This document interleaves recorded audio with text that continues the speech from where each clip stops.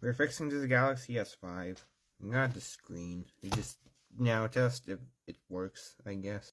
In the moment of truth, it's probably the time when it sees the screen for the first time, like the screen is damaged already.